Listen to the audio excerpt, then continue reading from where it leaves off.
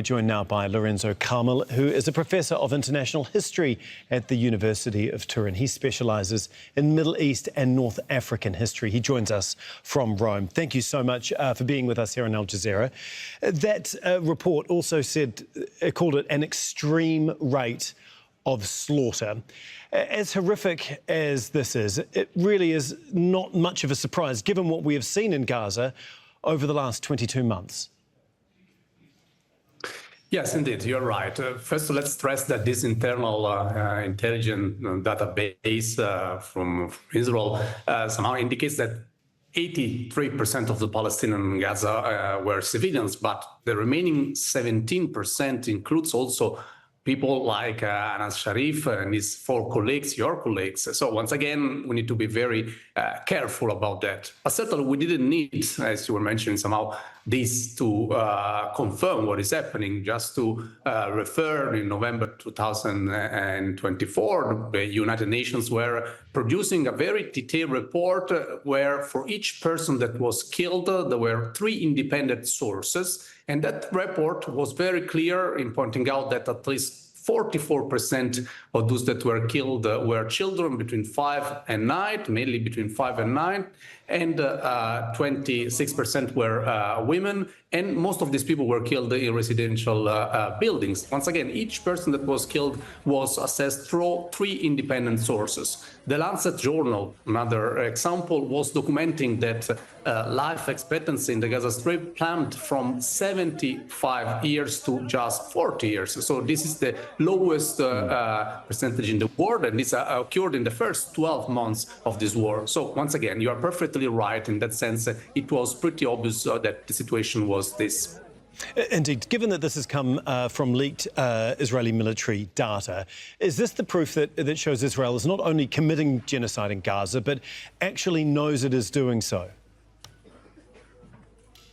I think that there is not much attention, especially at the political level, about that. But you were mentioning, for instance, the protests, not the massive protests. You remember that already in 2022, there were massive protests, but the elephant in the room was completely absent. So this massive protest for the legal debate that was taking place somehow completely omitted the Palestinians, the occupation of the Palestinian territory, and so on. But also today, of course, it's understandable that there is a great focus on the hostages, but in this protest, Palestinians, Palestinian occupation, what is happening in the Gaza Strip are completely issues that are completely absent. So certainly there is not an interest at the political level to take into consideration this, but also I would say in this protest, we don't see much about that as well. Can we just talk a little bit about the seizure of Gaza City?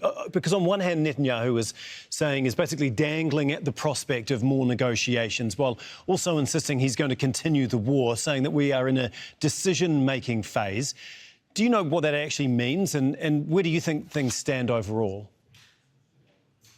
Yes, first of all, I think that Trump's blind support for Netanyahu is the main obstacle to ceasefire in Gaza.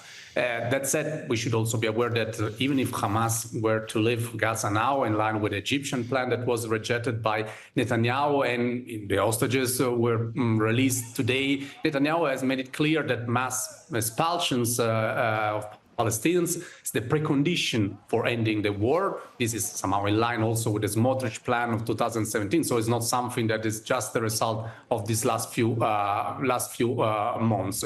And I think that in order to understand this, we need a bit more background. And just 1 second, so just to refer to that background, because before 1948, Gaza was one of the largest Palestinian cities and one of the few Palestinian cities that survives what Palestinians refer to the Nakba of 1948. Jaffa, Haifa, and many others were destroyed or heavily damaged. And after 1948, the first attempt to establish an all-Palestinian national government took place precisely in Gaza. Gaza, together with Jenin and Nablus in the West Bank, is perceived as the backbone of the Palestinian, let's say, existence and resistance. And this is why Netanyahu and its allies, using largely a pretext to fight Hamas, want to be sure that there is no future for this millenary city, but once again, Gaza. Thank you so much, Lorenzo. We'll have to leave it there. Lorenzo Kamel for us out of Rome.